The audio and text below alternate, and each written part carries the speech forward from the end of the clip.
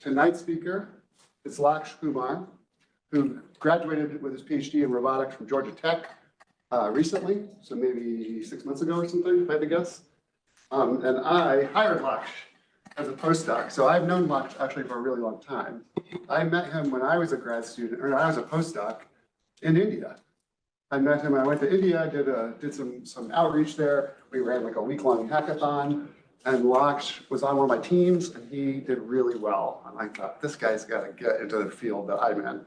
So I recruited him to work with me at Northwestern, where I was before I was here. So he came to my lab, worked for 6 months with me at Northwestern, and then he got stolen by one of the kind of top advisors in our field, a guy named Greg Sawicki. And so Laksh did his PhD with Greg Sawicki at Georgia Tech for the last 5 years. And then I hired him again. So now he's a postdoc here. He just started. So postdoc, if you guys don't know, that's like residency for academics. So you do like a few years after you graduate your PhD, you do a few years to kind of get a little bit more training before typically you go into academia following a postdoc, and you can run your lab. So I'll kind of leave it at this. I'll kind of let you take it from here. He's going to tell you a little bit about his path, which is a little bit non-traditional, both because you're still, I think, unsure about whether you're going to go into academia and industry, so he's keeping all of his options open. And then his advisor does really interesting work. So it gave Laksh a background that's kind of different. Okay, without further ado, Laksh Kumar. All right, Elliott stole a little bit of my thunder because he's. Sorry. I was like, the first part of my talk, that was part of it. But I guess I'll say it from my lens. So essentially, I think kind of like what Elliott said, kind of like broken up what I'm gonna talk for the first 30 minutes into like 3 different like short snippets, I guess. For the first like 10 minutes or so, I'll probably give you a little bit of my background and kind of how I got into the field.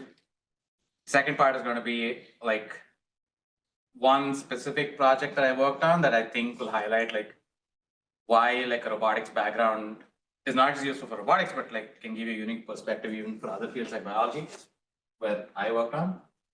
And then the third part of the talk is a little bit more open-ended, where I'll talk a little bit about the challenges I've had along the way, and kind of how I've tried to like work through them and in different stages. Okay, so the first part, I mean, it's kind of like the story that Elliott said, but so I mean, in high school, like I wanted to be an environmentalist. I was like gung-ho. I used to write like articles in the newspaper telling people on the other day, hey, turn off your lights, But what happened was when I was going to start undergrad, the only way to do like environmental engineering or anything like that was I'd take like civil engineering, and then like environmental stuff was like one elective in it. And I was like, I'm not going to study an entire field just for like one elective. So then I was like, okay, what am I really interested in? And the other thing that I was like really into was computer science, and mainly like programming.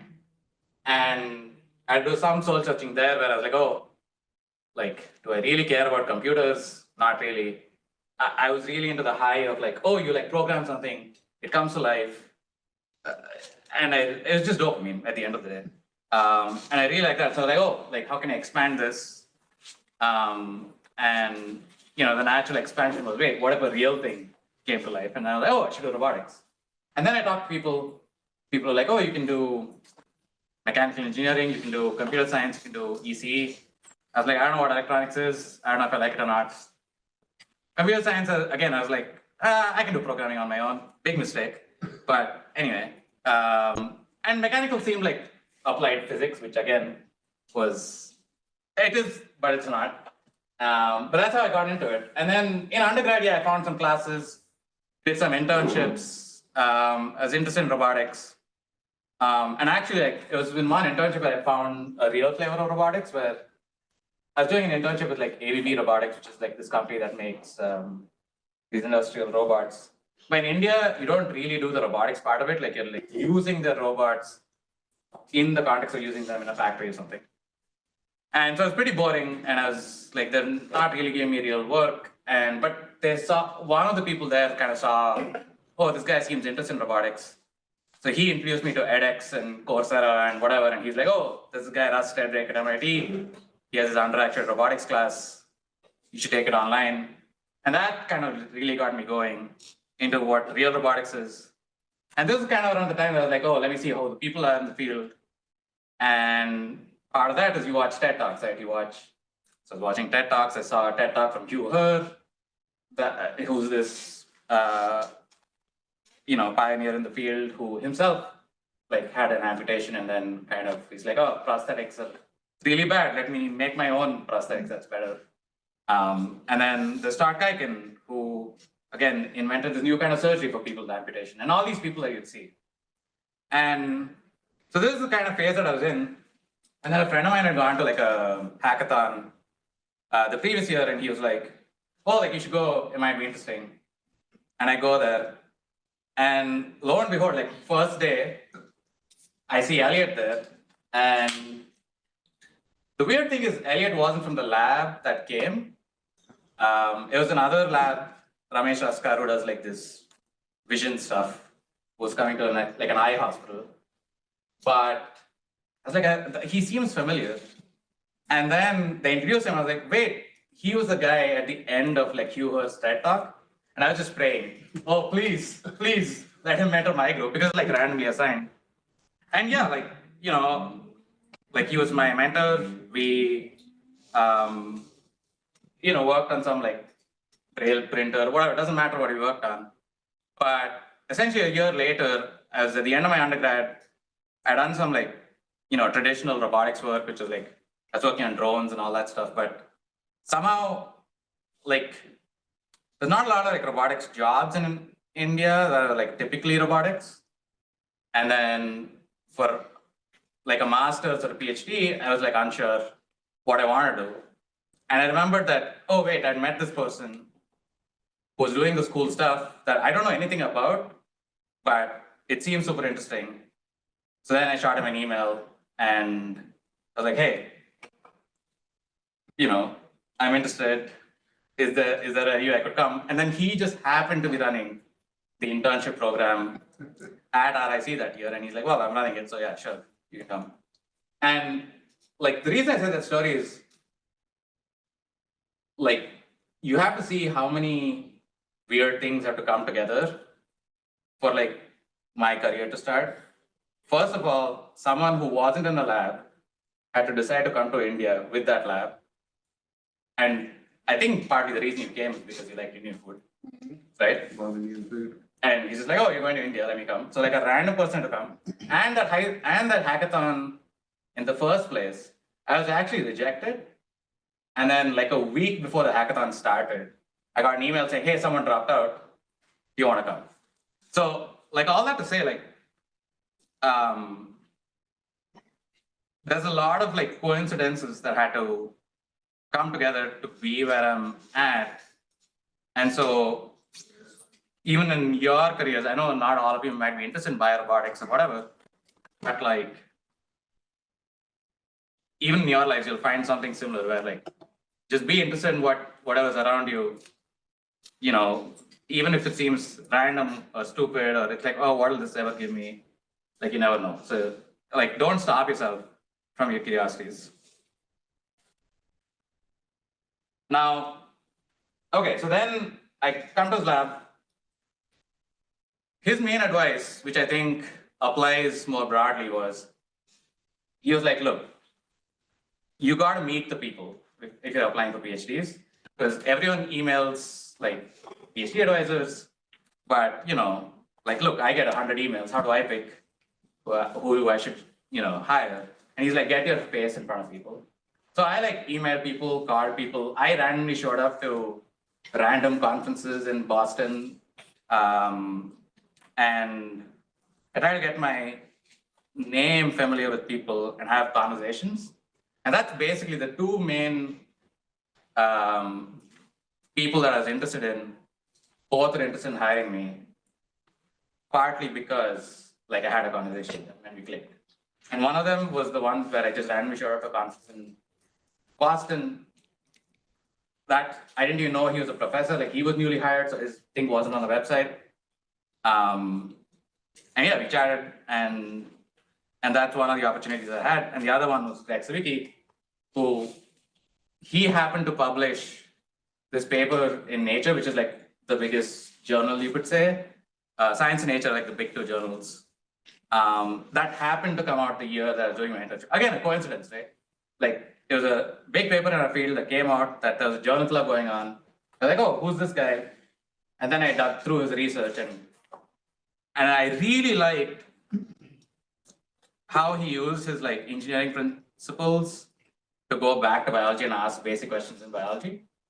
And so then we connected on that, and that's how I got into the field. So, and that theme of like, it's all about people is going to ring through even scientifically in the next thing we're going to talk about. So one of the projects that I worked on, I was interested in like how animals like move in uneven terrain. So you can see this is a classic study in our field where you have this guinea fowl that's, wait.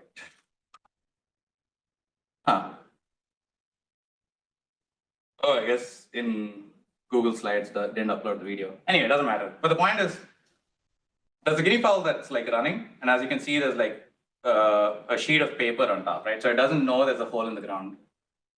And so it suddenly falls into this and it like recovers. And same thing, this cockroach that's running on uneven terrain, and this is the thing on the right that you see is a study that I did in my lab, where we had people like kind of hopping on this platform, and then when they were in the air, we would suddenly like pull a platform from under them. Now, the crazy part is that like animals are able to navigate this despite all sorts of problems. Now, you're all roboticists, right? Let me give you the hardware specs for animals. So the first thing is neural delays. So you guys control your actuators. You're like, oh, let me put like a PID loop on there. I'll run it at like thousands of hertz. Awesome. Like I'll feedback control the hell out of this. And your higher level loops will be like hundreds of hertz. Now, even your fastest reflex, which is like the one that you do when you do a tendon tap, like your stretch reflex, the amount of time it takes is like a third of the time it takes for you to take a step. So let's say I'm walking and then I suddenly sense something different. Literally the first response that can come back, you're like a third of the way through. And you're a third of the way through your stance. So like you're kind of, there, and only then you can respond, right? And that's like your first response. So there's no way you're doing like any sort of like servo control. That's out of the question. The second thing is your actuators, your motors, you directly put them on a gear, connect it to an actuator. And even if you have like series elastic actuators, your springs are like pretty stiff. But animals have tendons which are like super compliant. And what complicates this even more is that animal actuators, your muscles, the amount of force they produce depends on both the length of the actuator and the velocity of the actuator. So like you have this actuator that's like, depending on its context, produces a different amount of force. That context is changing because you have this big slinky at the end of it, and you can't do servo control. And yet they're going through uneven terrain, they're being all agile, putting all the robots to shame. How are they doing it? Now, you could say, oh, the brains figured this out, whatever. But interestingly, in the example that I showed you, when you see like animals kind of drop into that hole. So for the guinea fowl, for example, the -1 is the step before the perturbation, and the 0 is the step during the perturbation. The muscle activation, so EMG is like essentially kind of the neural drive that's sent to a muscle off their leg muscle that like would control that drop, was basically the same. Now, same thing with the cockroaches when they're running on rough terrain versus flat terrain, the distribution of how they control the legs in terms of the neural stimulation they're sent is similar. And same thing in the humans. The timing was similar. The magnitude did change by 10-15%, but that's like, you saw the size of the drop I'm dropping by, like 10-15% is not going to make the huge difference in work and force that you need to do. But then the question is like, how are they doing it? And the claim that we wanted to make was, oh, there's something about like the actuators themselves that can do this. Also, what's the time? So I know. 5:50? It's 5:50, yeah. Okay. Cool. So I have 10 minutes. Yeah, I think like kind of 10, 15, 20. Okay. something, right?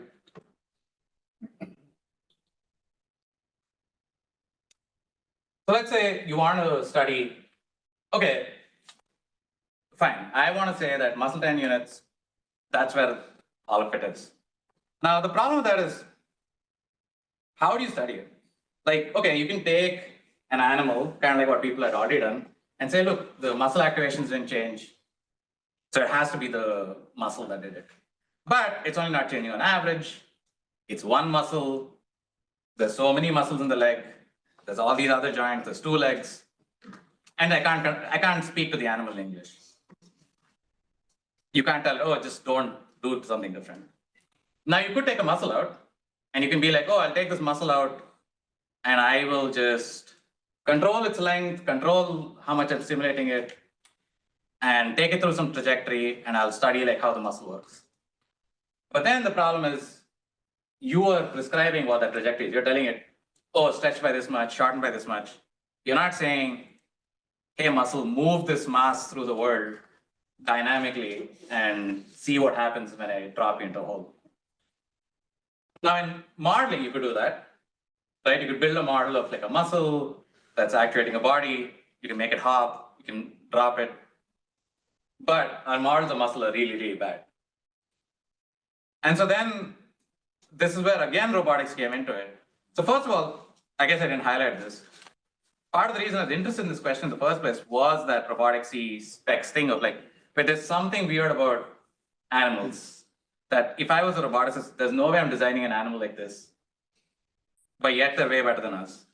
And now the other place that robotics comes in is in a way to answer this question that biologists weren't able to answer, which is, I'm gonna skip this, which is, we want to hypothesize like how animals move. So we'll make a hypothesis of like how this thing is working, and then we'll actually move an animal using that, and then see, oh, are they able to move? Are they able to like go on uneven terrain, etc. And so the way we do it in our case was, we're hypothesizing that muscle tendon units are the ones that are able to like generate a stable movement. So like, okay, great, let's take some muscle tendon units and generate some movement. And so the way you do it is, at least the way that we did it, was we'd extract muscle tendon units from a frog. This is like a frog, plantaris longus muscle. So it's kind of like your calf muscle essentially. So you can see there's a long tendon and then this muscle, and you connect it to a motor, and you put these like sonocrystals, which are these ultrasound crystals that like measure like muscle length, and you also like extract a nerve, and then you put a nerve cuff so you can stimulate the muscle.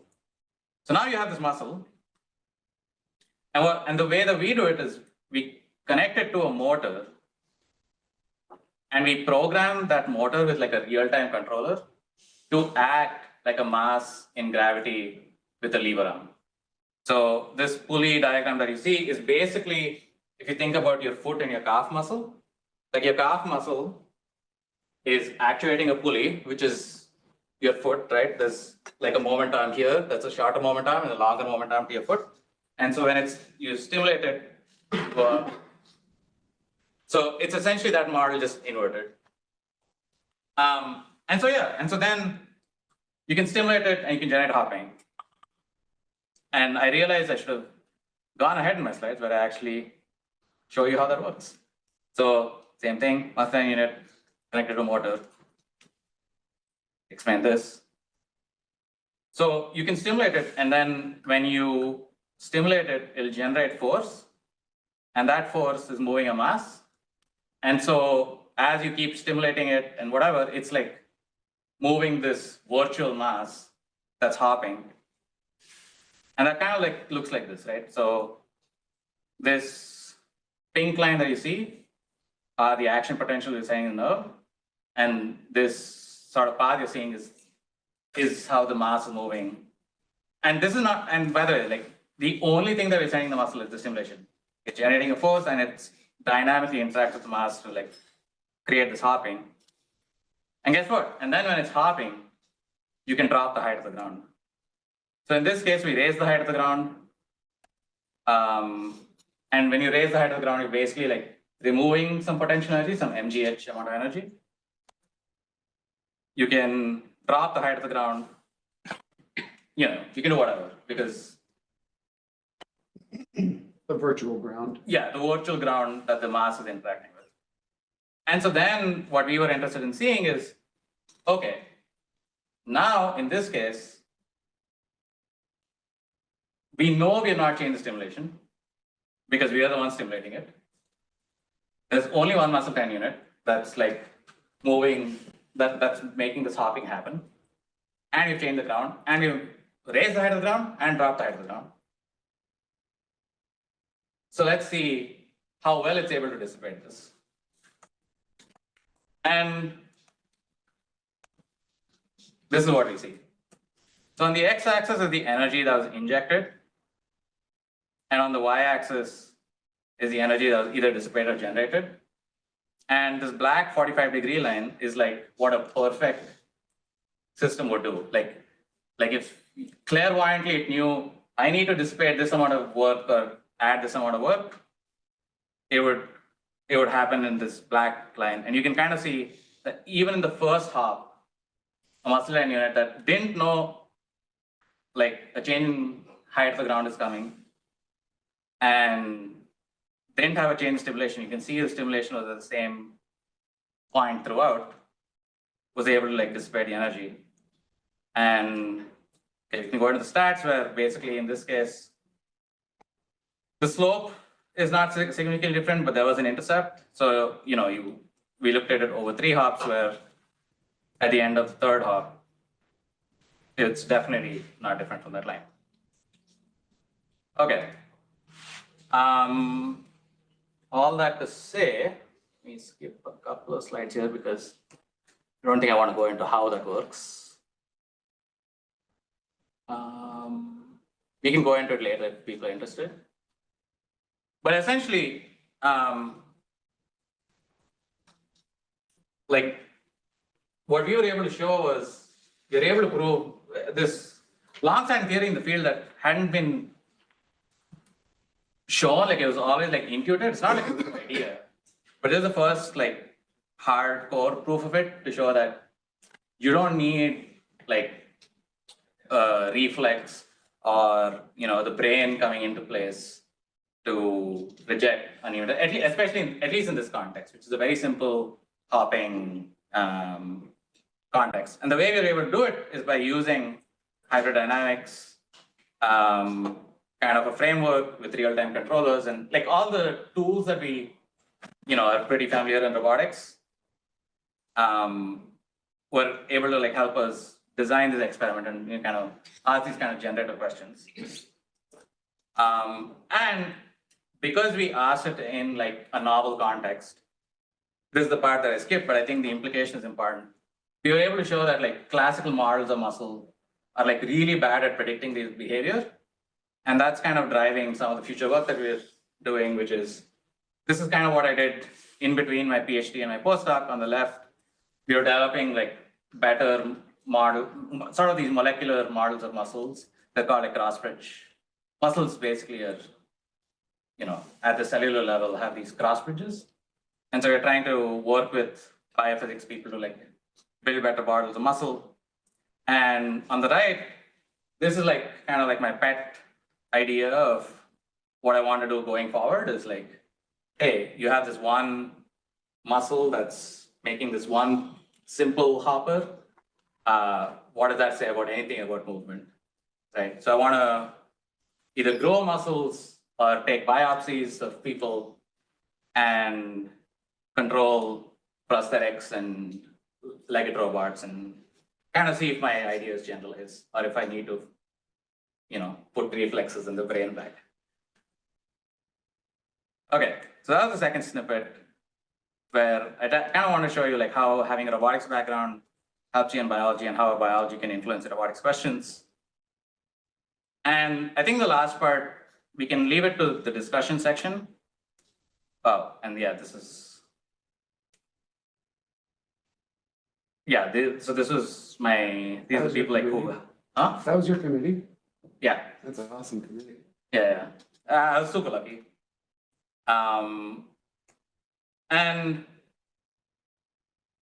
this will probably talk more about in the discussion, but the way that I've kind of presented the talk so far has been like this sort of linear one line of, oh, look, this guy, he was interested in this, and okay, there are some coincidences along the way that like, there's no way he could predict and whatever, but it still seemed like a straight line that, oh, you know, but like I said, that I was confused after high school what I want to do, where I want to do something, but that thing wasn't available, so I had to figure out what to do.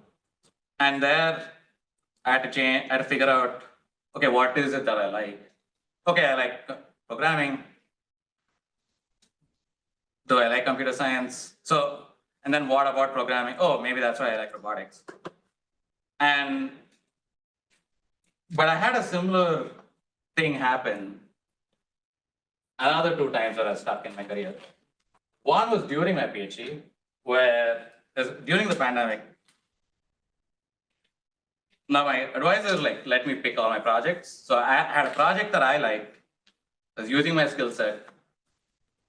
Everything is great, but I still had zero motivation to work on it. And I was pretty early in my PhD of like how much progress I've made like in the first 3 years, but for a year or 2, I was completely stuck.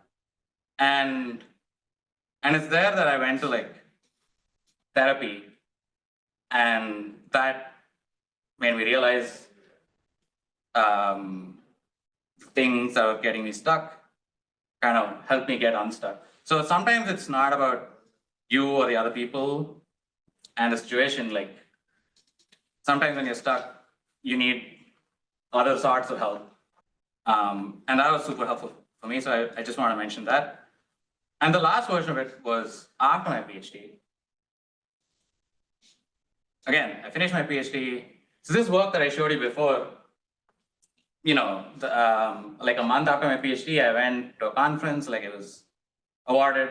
I wasn't awarded, I guess I was nominated for an award. So I guess I was finalist. So you'd think like everything's going great, but again, I'm like, wait, what do I want to do with life? You know?